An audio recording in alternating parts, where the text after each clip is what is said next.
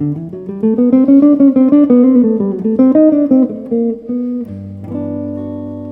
guys, welcome to this video on fretboard navigation. In this video I want to introduce the three-way fretboard navigation system, or 3WFNS for short, in which we're going to look, of course, at the scale positions, which are the basic building blocks of how to separate the fretboard and divide and conquer, but we'll also look at two more means of looking at the fretboard. This is going to be a very hands-on video, very spur of the moment, so grab the guitar and I'll show you the different ways to approach this, the caveats, the pitfalls, and how to maximize your fretboard knowledge.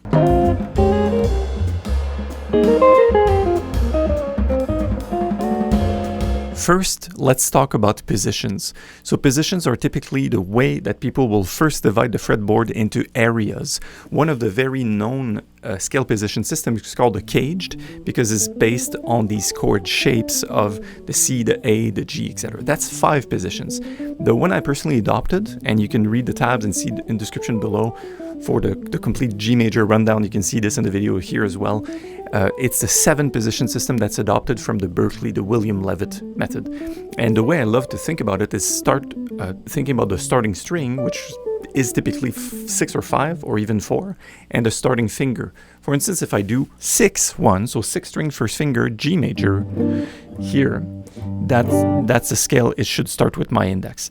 The 2 caveats, so one way to get into that is go like, oh, my fingers are blocked right there in the single position. I'm here, and nothing else can work, right?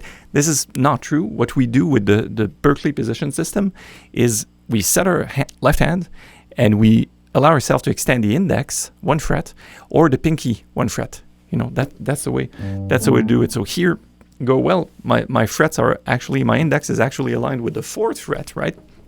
But my G is on the 3, and that's the spot where I will keep my fingers all the way through.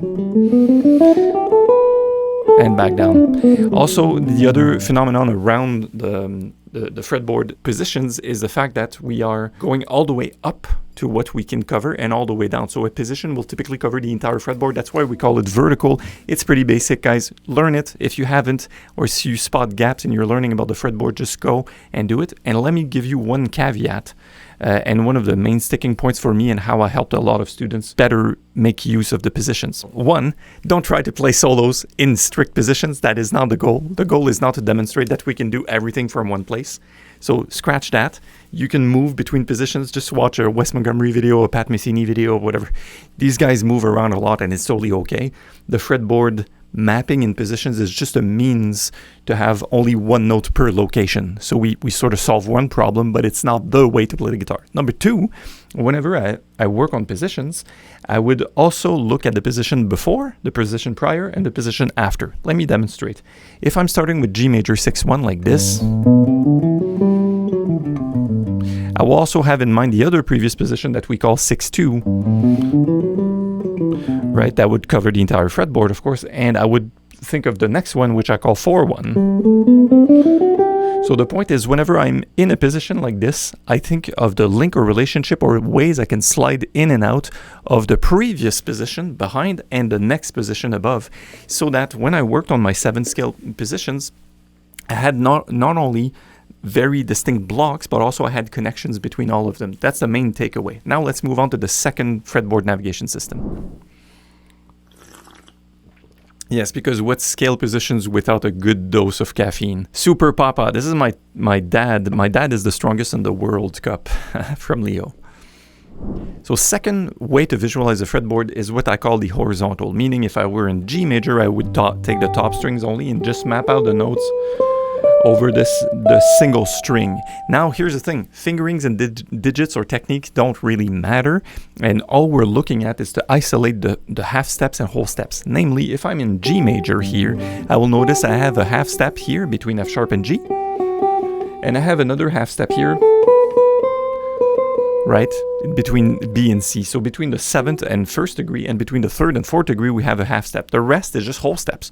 So basically I just look at this and I can play it. And the main thing that I took away from this, from years of myself playing and teaching experience, is that after we narrow it down to a single string, the main activity or drill we can do is improvisation, meaning creating mini melodies. Because the technique does not matter, and because any finger can play any note, and then the picking doesn't really matter, we isolate everything, we narrow it down to a bunch of pitch selection. So what I did personally, set up a backing track, say a G major one, and improvise on that string a lot. If I don't make music, it's going to sound horrible. So that's the thing.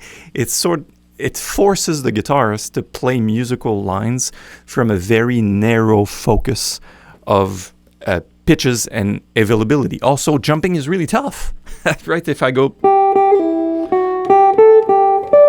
want to go up a fifth, I have to travel quite a lot of distance, right? Even for a seventh. But if I'm doing this on positions, I could do, right? So the scales horizontally is defined, of course, in the Mick Goodrick Advancing Guitarist book. So one string after another. I would take 6 days of practice a week, 1 day off, and go like one string at a time. I would be on G major or A Dorian or C blues or whatever, and I would do one string at a time, first mapping out the notes and then strumming a chord and that's the sound, and then improvising lines with or without backing track. Now the main takeaway from this and the pitfall, you have to start looking at two adjacent strings sooner or later. So for instance, if I were on G major, I would do, right, I would do the top two strings, and you start to see mini positions and mini fingering patterns emerge, like, right? You will see your fingers come to grips with certain things you had. However, you don't have all of the muscle memory from your positions and scales. So let's move on to the third way. Now, so far to recap, we have the positional playing that's purely vertical. We have the single string playing, which is purely horizontal, which is, in a nutshell, playing the unitar. That's what Mick Goodrick said. Now we can blend both into what we could call diagonal fingerings.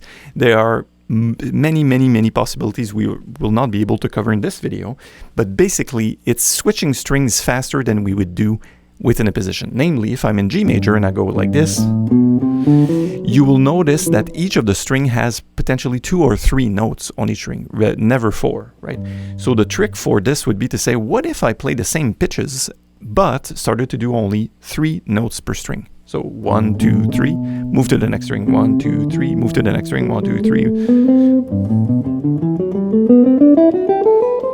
And then this yields different fingerings and different challenges in switching string, and you'll see your half steps appear in different positions. And that's not a rule.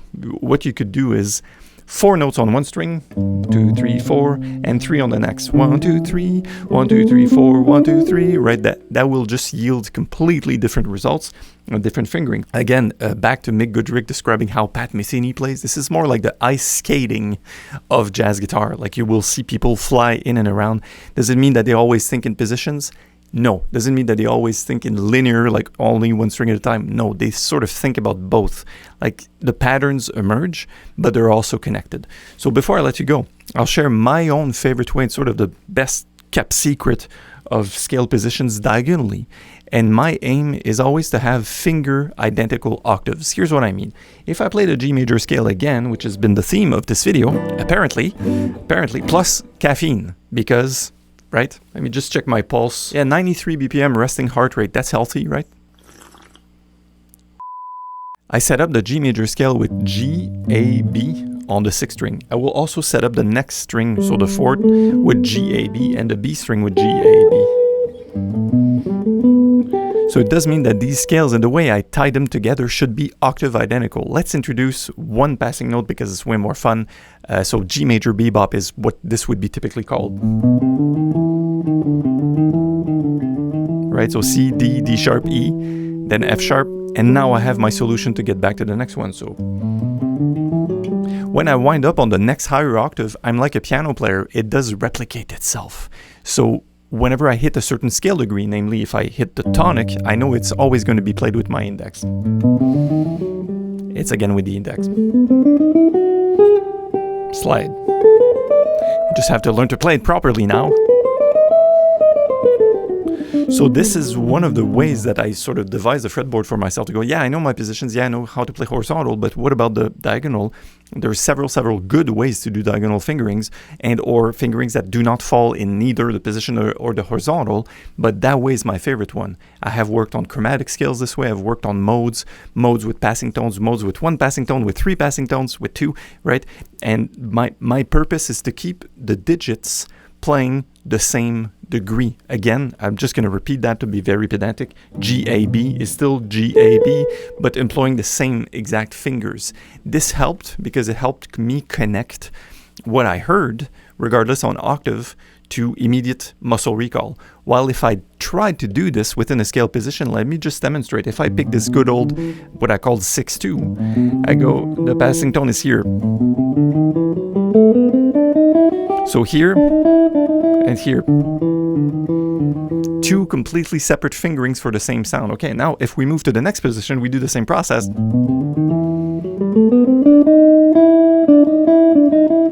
Now I wind up with 3rd string, 2nd string, whatever. So if I were to continue, my passing tones would always fall on different digits in different places. Now I solve that, scratch that, only narrow down the constraint to, oh, the bebop scales can be played this way. And the rest is history. Of course, I hope you've enjoyed this video. If you like this, there's more about the comping way of mastering the fretboard and also the improv way of mastering the fretboard. So this is more of a hands-on technical fretboard video. So check out those videos. Like and subscribe if you've been enjoying. There's hundreds and hundreds more standards, chord melody, theory, fretboard, caffeine, Marc, talking to the camera. And I will see you soon on the website, the blog, and the YouTube channel. Take care.